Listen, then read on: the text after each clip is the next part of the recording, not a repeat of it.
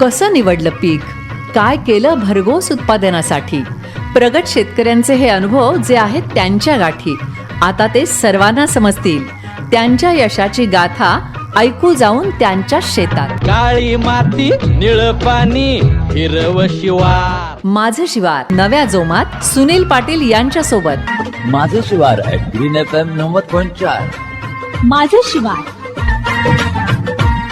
नमस्कार शेतकरी बंधूंनो, मी सुनील. नमस्ते. 90.4 ग्रीन एफएमच्या आपल्या आवडत्या कार्यक्रमात मी आपलं स्वागत करतोय. सध्या शेतकऱ्यांची लगबग सुरू झालेली आहे. पेरणीची लगबग, बियाणं घेण्यापासून कशा पद्धतीने शेतीचं नियोजन करण्याचं इथपर्यंत शेतकऱ्यांचं पूर्ण झालेलं आहे. पण आपल्या सोबत आज बोलण्यासाठी अहिरवाडी तालुका वाळवा येथील शरद पवार साहेब आहेत आणि त्यांच्याकडे कन्सेप्ट आहे की विना मशागत शेती म्हणजे शेतकऱ्यांच्या दृष्टीने फायद्याची आहे.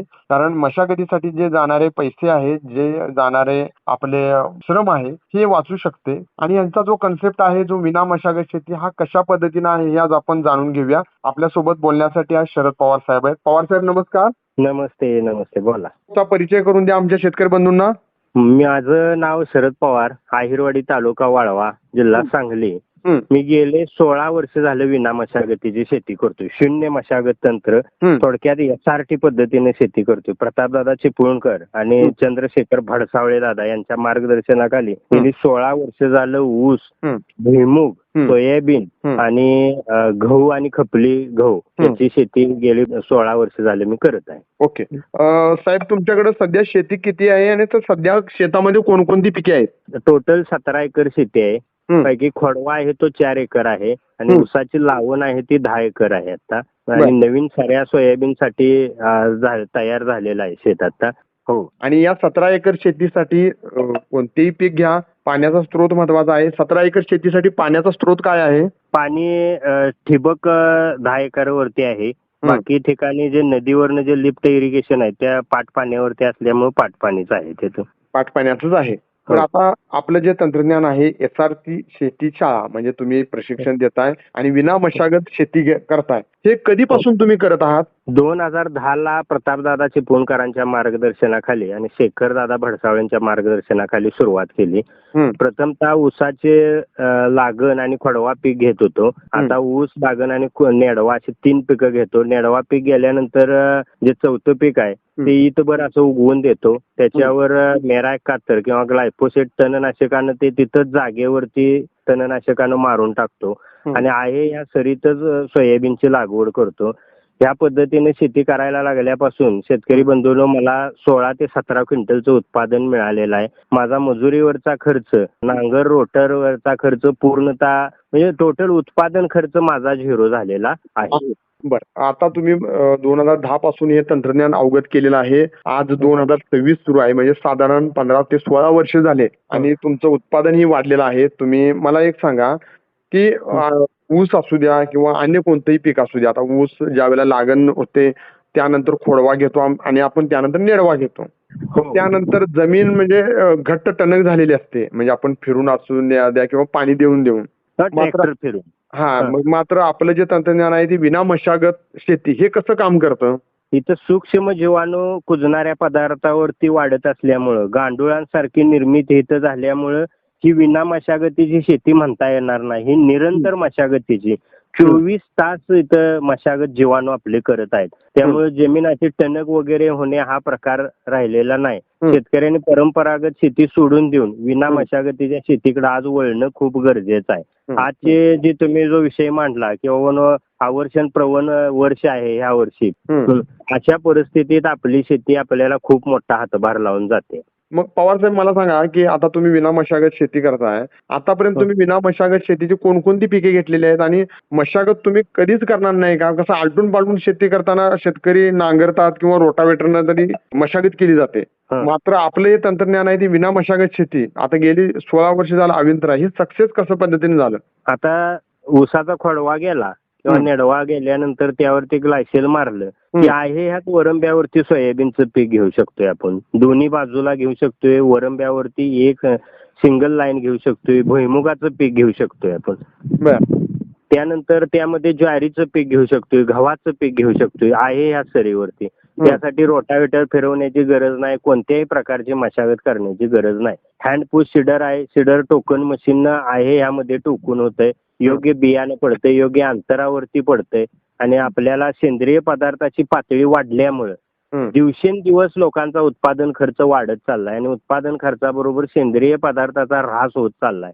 ही जी शेती आहे, विना मशागतीची शेती किंवा SRT जी पद्धत आहे, यानं आपल्या जमिनीमध्ये सेंद्रिय पदार्थ वाढल्यामुळे आणि आपला उत्पादन खर्च झाल्यामुळे आपल्याला उत्पादन आहे ते इतर शेतकऱ्याच्या तुलनेत जादा मिळाल्यामुळे आणि उत्पादनाचा खर्च वाचल्यामुळे आपण सगळ्यांच्या पेक्षा फायद्यात आहे. या शेतीकडे तुम्ही कसं वळालात? आता तुम्ही मगाशी म्हणालात की मार्गदर्शनाने वळालात, मात्र तुमच्या मनाला कसं वाटलं की बाबा हे असं हे करूया? 2008 साली ज्यावेळी महाविद्यालयीन शिक्षण संपलं त्यावेळी प्रतापदादा चिपळूणकर ते आता आणि ते लिहित होते की विना मशागतीची शेती केली पाहिजे. मग ते बघण्यासाठी गेलो आणि त्यांची शेती बघितल्यानंतर असं लक्षात आलं की आता वळवाची स्थिती आता सर संपलेली आहे. तो वळवाचा पाऊस ज्यावेळी पडायला सुरुवात व्हायची त्यावेळी शेजारच्या गावात जरी पाऊस पडला तरी मातीचा सुगंध आपल्या गावात वाऱ्याबरोबर यायचा. म्हणून बरोबर, ती परिस्थिती मातीची राहिली नाही. हे सगळं त्या विचारानं आणि त्यांच्या लेखनानं प्रभावित होण्यानं आपण विना मशागतीकडे वळलो आणि उत्पादन खर्च जर वाचला, खिशातले पैसे जर वाचले तर ते खिशातले पैसे आपण मिळवल्यासारखे आहेत आणि शेवटी जमिनी सदृढ झाली पाहिजे आणि विषमुक्त अन्न आपल्याला मिळालं पाहिजे. ह्या हेतून गेली 16-17 वर्ष झालं विना मशागतीची शेती करताय. मग आता तुम्ही म्हणालात की कोणतेही पीक घेतलं की त्याच्यावर तणनाशक फवारणी करताय आणि डायरेक्ट दुसरं पीक घेताय. हो, बरोबर आहे. बरोबर आहे का? मग मला सांगा की उत्पादन खर्च कमी होतोय मात्र रोगराई येण्याचं प्रमाण काय असू शकतं का? जर माती जर बलवान झाली तर पीक ऑटोमॅटिकच पैलवान होतंय आणि जर मातीत जर अशक्तपणा असेल तर उपजणारं जे पीक आहे किंवा उगवलेलं पीक आहे ते अशक्त किंवा सदृढ बनणार आणि तिथं रोग किडीचा हल्ला हा होणारच. आमच्याकडे सहजासहजी रोग किडी येत नाहीत. आम्हाला क्वचित एखादी फवारणी करावी लागते, नाहीतर आमच्याकडे रोग किडी बघत सुद्धा नाहीत. माती परीक्षण, आता तुम्ही म्हणालात की माती जर सुदृढ असेल तर चांगल्या पद्धतीने पीक येऊ शकतं. यासाठी कधी आपण माती परीक्षण वगैरे करताय का? माती परीक्षण प्रतापदादा चिपळूणकरांनी आम्हाला त्याच वेळी सांगितलेलं आहे की हे जे माती परीक्षण आहे चुकीचं आहे. ज्यावेळी माती परीक्षण शासन मध्ये करतात त्यावेळी तिथं जीवाणूच ऍक्टिव्ह नसतात, पीकच नसते, अशा वेळी ते माती परीक्षण चाललेलं असते. त्यामुळे सर आम्ही माती परीक्षण करत नाही. आमचं पीकच आम्हाला सांगतंय की आमची माती किंवा आमचा सेंद्रिय कर्ब चांगला आहे. आता तुम्ही म्हणालात की ऊस असू द्या, अन्य पिकं घेताय, पण मग आता कोणत्याही पिकाच्या अगोदर पूर्व मशागत करून घेतली जाते, मात्र आपल्याकडं झिरो बजेट शेतीनुसार आपण विना मशागत करतोय. ऊस लावण्या अगोदर कशा पद्धतीने नियोजन केलं जाते? ऊस खोडवा किंवा नेडवा पीक गेल्यानंतर आहे हेच सऱ्या आणि आहे ह्याच वरंब्यामध्ये मी लागण करून घेतोय. पूर्व मशागतीसाठी 1 रुपयाचा खर्च करत नाही. अरे वा, 1 रुपया पूर्व मशागतीचा खर्च नाही करत. बरं, आता मग आपण जे ऊस लावलेला आहे किंवा ऊस आपला जो आहे तो कोणत्या व्हरायटीचा आहे? 86-032 व्हरायटीचा खोडवा ही 4 एकर उभा आहे आणि जी 10 एकर लागण आहे ती 86-032च आहे. उत्पादन खर्चात आता तुम्ही विना मशागत करताय अहिरवाडीमध्ये, असे किती शेतकरी आहेत की विना मशागत शेती करतायत तिथं? आमचा 6-7 जणांचा ग्रुप 2010 पासून आहे, तो टिकून आहे. त्यामध्ये वाढ ही झालेली नाही, घट ही झालेली नाही. बाकीचे शेतकरी आहेत ते म्हणजे मशागत शेती करतात, परंपरागत मशागत शेती करतात. आपल्या उत्पादनात आता कशा पद्धतीने वाढ झालेली आहे आणि लोक म्हणजे एखाद्या वेळेस तुमच्या या तंत्रज्ञानाविषयी लोकांचं मत काय आहे?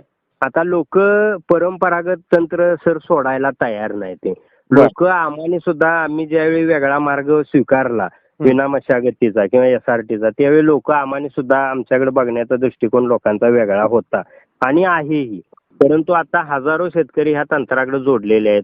प्रत्येक महिन्यातून आम्ही 2 SRTच्या शेती शाळा घेतो. त्यामध्ये शेतकऱ्याला विना मशागतीचं पूर्ण तंत्रज्ञान आम्ही दिवसभर त्याचं ट्रेनिंग घेऊन त्याला शिकवतोय. तेव्हा त्यांच्या आधी विना मशागतीचे ग्रुप केल्यात, त्या ग्रुपवरती दररोज एकमेकाचे अनुभव शेअर केले जातात, त्यातून लोक शिकत जातात.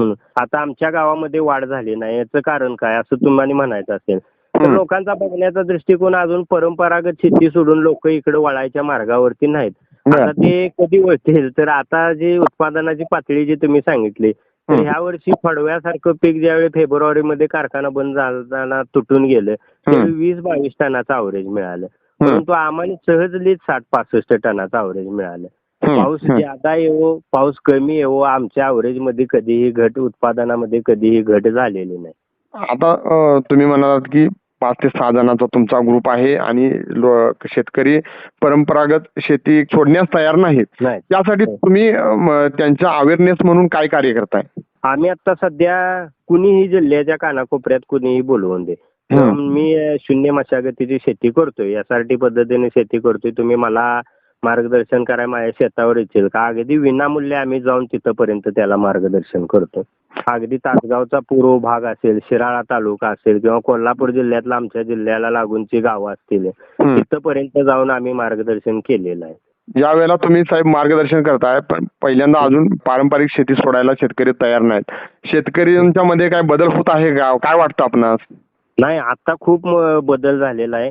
काही गावं आता आमच्या तालुक्यातलं जर गाव बघायला गेलं तर भयासारखं गाव 50% विना मशागती खाली आहे. बरं, आता बरेच शेतकरी मी तुमच्याशी बोलतो, आता SRT विषयी बोललो, काही शेतकऱ्यांचा अवेअरनेस वाढवून सेंद्रिय शेतीकडे वळत आहेत. आता या विना मशागत शेतीमध्ये तुम्ही जी शेती करताय यामध्ये रासायनिक खतांचा वापर होतो का सेंद्रिय पद्धतीनंच शेती केली जाते? रासायनिक खतांचा वापर म्हणजे पूर्वी आम्ही ज्यावेळी शेती ही मगाशी मी सांगितलं जसं मातीचा सुगंध येत होता शेजारच्या गावात पाऊस पडला वळवाचा तरी, त्या पद्धतीने माती आपली सुपीक होती. प्रथमतः आम्ही माती सुपीक करण्याचं तंत्र अवगत केलंय आणि माती सुपीक करत असताना आपल्याला चांगलं उत्पादन पण मिळालं पाहिजे. ह्या महागाईच्या युगात आपल्याला जगता आलं पाहिजे किंवा सेंद्रिय उत्पादन असणे सर तुम्ही म्हणताय तसं पाहिजे अशी मार्केट नाही. त्यामुळे रासायनिकचा आम्ही वापर करतोय, परंतु तो रासायनिकचा वापर दिवसेदिवस आमचा कमी होत आलेला आहे. का तर आमची जमीन पैलवान झालेली आहे. पिकाला एखादा हप्ता दिला की पीक ते डौलदारपणे येतंय. पिकाची पानं अगदी रोग किडी कमी, आमचा उत्पादनावरचा खर्च शून्य झालेला आहे. इतर शेतकऱ्यांच्या दररोज धडपडावं लागत नाही. पंप पाठीवरती घेऊन आज तणनाशक मारलं, उद्या कीटकनाशक मारलं, परवा टॉनिक मारलं, हे आम्हाला करावं लागत नाही. आता आपण म्हणत की आमची माती बलवान झालेली आहे, ही विना मशागत शेती केल्यामुळे माती बलवान झालेली आहे का, काय म्हणायचं आहे तुम्हाला? नाही, विना मशागत केली, तणांची मुळं तण जाग्यालाच तणनाशकानं मारली, तणांच्या मुळांनी काम केलं, शिवाय उसाचं खोडकं जाग्यालाच मारलं, ते उसाचं खोडकं जळलं आणि मुळं जळली, त्यामुळं सेंद्रिय पदार्थ वाढल्यामुळं आपली उत्पादन पातळी वाढली. बर, वर्षातून असू द्या किंवा 2 वर्षातून असू द्या, शेणखताचा वापर आपण आपल्या शेतीमध्ये शेणखत असू द्या किंवा नैसर्गिक जे खते आहेत ह्यांचा वापर किती पद्धतीने आणि कसा करताय? शेणखत वापरण्याची सर ह्या पद्धतीत गरज नाही. निसर्ग नियमानुसार पीक ज्यावेळी आपल्या काढणीस तयार होतं त्यावेळी पिकाचं जे वरचं कणीस आहे ते मनुष्यासाठी, मधलं जे खोड आहे ते जनावरांच्यासाठी आणि जमिनीतील मुळं आणि जे खोडकं आहे ऊसाचा असून दे, ज्वारीचा असून दे, मक्याचा असून दे, गव्हाचे मुळं असून देत, हे सगळं जमिनीसाठी ह्या नैसर्गिक तत्वानं शेती करत असल्यामुळे आपल्याला शेणखताची इथं गरज नाही. शेणखत हे विना मशागतीच्या शेतीमध्ये तुच्छ पद्धतीचं मानलं जातं. ते कसं सांगतो तुम्हाला, आपण जनावरांना वरचा पाला जसं आपण जमिनीपासून वर जाऊ, मुळांच्या नंतर खोड, खोडांच्या नंतर पानं आणि वाडा आपण जनावरांना कापून घालतो आणि ते जनावर आपल्या शरीराला लागणारा भाग काढून घेतं आणि विष्ठा स्वरूपात शेण टाकून देतं. ते शेण आपण वर्षभर साठवतो, उत्तम पद्धतीचं शेणखत म्हणून आपण शेतीमध्ये फेकून देतो आणि आपली शेती चांगली सुपीक होणार असं समजतो. परंतु पान हे सगळ्यात हलकं, पान हे लगेच कुजणार आहे. परंतु खोडकं जर असेल, मुळं जर असतील, तणांची मुळं असतील, धसकट असतील, गव्हाचे असतील, मक्याचं सड असेल, ज्वारीचं सड असेल, हे सगळ्यात कुजण्यास कठीण आणि सगळ्यात कुजण्यास कठीण पदार्थच जमीन सुपीक करू शकतो.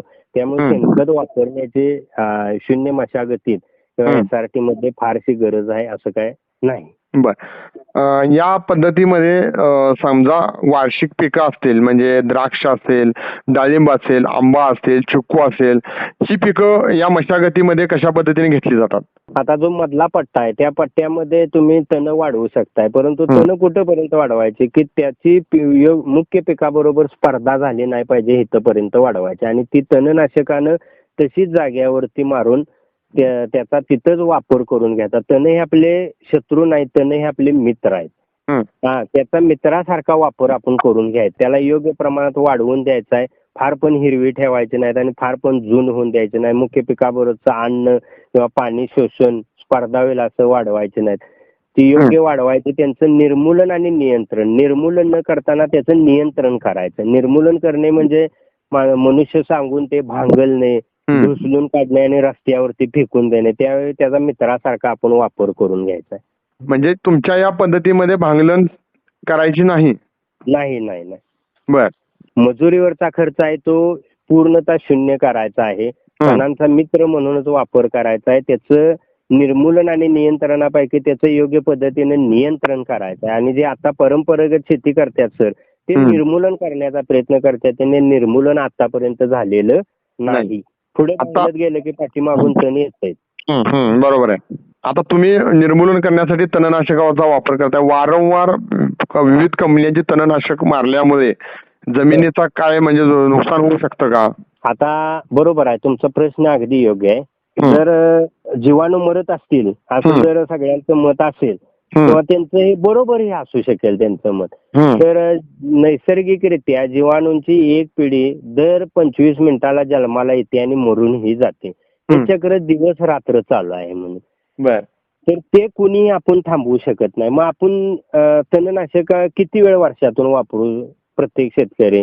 जर 1 एकराचा विचार केला तर 2 वेळ 3 वेळ फार तर 4 वेळ तणनाशक आपण मारू. तर तणनाशक आपल्या हातून 4 वेळ मारली गेली तर 4 वेळ आपल्या हातून जीवाणू मेले गेले असं आपण गृहीत धरूया म्हणून. तर ज्यावेळी तण तिथंच मरतील जाग्यावर आणि ती कुजायला लागतील तर जीवाणूंचं खाद्य कुजणारा पदार्थ आहे. ऑटोमॅटिक जीवाणूंची रिसायकल तयार होते आणि जीवाणू तिथे ऑटोमॅटिक परत त्यांची चेन पुढे चालू राहते. तिथं कुजणारा पदार्थ नसेल. आता तुम्ही मगाशीच बोलता बोलला जे सेंद्रिय शेती करतात ते जीवामृत टाकतात, बीजामृत टाकतात, म्हणजे ते जीवाणू तिथं नेऊन टाकतात. परंतु ते जीवाणू जगतात कशावर याचा विचार अजून सर्वांनी केलेला नाही. ते जीवाणू जगण्यासाठी कुजणारा सेंद्रिय पदार्थ लागतो. मग ते सेंद्रिय पदार्थ काय असेल तर मुख्य पिकाची मुळं असतील, धसकट असतील, गव्हाचे काड असतील, ज्वारीचे सड असतील, मक्याचे सड असतील आणि तणांचे सगळे अवशेष असतील. तण जर आपण तिथं तणनाशकानं कुजवली तर जीवाणूंची रिसायकल तिथं कंटिन्यू चालू राहते आणि तिथं आपल्याला जीवाणू मेलेल्याचं आढळत नाही. जर आपण तिथं त्या तणनाशक मारलेल्या शेतात जर गेलो, शून्य मशागत शेतीत किंवा SRT शेतीत जर आपण गेलो तर तुम्हाला तिथं असंख्य प्रकारचे गांडूळ दिसतील. जर गांडूळ जर तिथे जिवंत असतील तर जीवाणू हे आपल्या डोळ्यांना दिसत नाहीत, परंतु जीवाणूने केलेलं काम हे मुख्य पीक आपलं सांगतंय. बरोबर. पवार साहेब, आपण SRT शेती शाळा घेताय, शेतकऱ्यांना त्याचा फायदा पण आहे. या SRT आपल्या शेती शाळेत आल्यावर शेतकऱ्यांना काय फायदा होऊ शकतो? आता केंद्र शासनानं जे आपल्याला कार्बन क्रेडिटचे पैसे सर्व शेतकऱ्यांना मिळावेत त्यासाठी त्याने कंपन्या नियुक्त केल्यात आणि त्या कंपन्या राज्यभर फिरून त्यांचा डाटा कलेक्शनचं काम चालू आहे. आम्ही त्या प्रत्येक शेतकऱ्याला सांगतो की तुम्ही आमच्या SRT शेती शाळेत आला. शेखरदादा भडसावळ्यांच्या मार्गदर्शनाखाली सिक्वेस्टर नावाच्या कंपनीमध्ये SRTचं एक सहयोगी ऍप आहे. त्या ऍपमध्ये शेतकऱ्यांची आम्ही नोंदणी करतोय आणि ती नोंदणी केल्यानंतर हा डाटा त्या कंपनी मार्फत आपल्या सर्व शेतकऱ्यांना जे शून्य मशागतीचे किंवा SRTची शेती करत आहेत त्यांना कार्बन क्रेडिटचे पैसे मिळवून देण्याचं काम आमचं चालू आहे. बर. आता आपली SRT शेती शाळा आहे याचं जे प्रशिक्षण दिलं जातं हे आपल्या अहिरवाडीमध्ये दिलं जातं का? हो हो हो. राज्यामध्ये 22-23 ठिकाणी चालू आहे. त्यामध्ये सांगली जिल्ह्यामध्ये अहिरवाडीमध्ये. सांगली जिल्ह्यामध्ये अहिरवाडीमध्ये दिलं जातं. आणि तुम्ही महाराष्ट्रात असू द्या किंवा या सहभागी जवळच्या जिल्ह्यात असू द्या जिथं शेतकऱ्यांची संख्या जास्त आहे किंवा कृषी विज्ञान मंडळ आहे त्यांच्या मार्फत सुद्धा प्रशिक्षणाला बाहेर जाताय काय? हो जातो की. प्रचार शेतीशाळेसाठीही जातोय की. आता या शेतीशाळेमध्ये कोणत्या विषयावर चर्चा जास्त केली जाते, कोणत्या विषयाचा अभ्यास केला जातो? प्रथमतः SRTची सुरुवात कशी झाली हे आम्ही सांगतो. तुम्ही सर्व शेतकरी आज शेतीशाळेत का आला तर तुम्हाला शेती परवडना झाल्या. तुम्ही वारंवार पूर्व मशागत करत आलाय, आंतर मशागतीसाठी पैसे घालवत आलाय, तण नियंत्रणासाठी पैसे घालत आलाय. मग विना मशागत केल्यानंतर तुमचा उत्पादन खर्च कसा वाढतो, मातीची धूप कशी थांबती, जीवाणू कसे इथं शेतात निर्माण होतात आणि उत्पादन खर्च कमी झाल्यामुळे उत्पन्न कसं वाढतं तुमचं आणि रोग किडी कशा तुमच्याकडे कमी येतात, त्या सर्वांची त्या प्रशिक्षणामध्ये माहिती देतो. स्वतःच्या शेतीवरती जाऊन मातीची कण रचना काय आहे, वारंवार आपण नांगरण्यानं मातीची धूप होत्या. शेजाऱ्याची माती बघा, आमची 16 वर्ष झालं आम्ही नांगरलेलं नाही, तर आमची माती कशी वाटते, तुम्हाला रान टणक वाटतंय काय, हातानं ते सहजासहजी उकरतंय का, चालत जात असताना आपण मऊ मातीवरून चालल्यासारखं वाटतंय का, या सर्वांची माहिती किंवा फेरी त्यांना शेतावरून घेऊन मग शेती शाळा संपवतो. एकंदरीत जर बघितलं तर झिरो बजेट शेतीमध्ये मशागतीसाठी जो जाणारा खर्च आहे तो या आपल्या या तंत्रज्ञानानं वाचू शकतो. अगदी बरोबर आहे. तर शेतकरी बंधूंनो, हे होते SRT शेती शाळा झिरो बजेट शेती म्हणजेच विना मशागत शेतीचे प्रणेते, ज्यांनी विना मशागत शेतीसाठी अविरतपणे ते काम करत आहेत आणि एक सक्सेस शेतकरी, प्रगतशील शेतकरी म्हणून त्यांचं आज नाव घेतलं जातं. शरद पवार साहेब जे अहिरवाडी, तालुका वाळवा, जिल्हा सांगली येथील शेतकऱ्यांसोबत आपण आता गप्पा मारलेल्या आहेत. त्यांचं तंत्रज्ञानाची पूर्ण माहिती घेतलेली आहे. आपणास अजून काय माहिती हवी असेल तर शेतकरी बंधूंनो, आपण 7588 16 77 97 या नंबरवरती कॉल करू शकता आणि त्यांच्याकडून इत्यंभूत माहिती घेऊ शकता. शेतकरी बंधूंनो, आता वेळ झाली इथं थांबण्याची. उद्या भेटूया आपल्या आवडत्या कार्यक्रमामध्ये. तोपर्यंत धन्यवाद.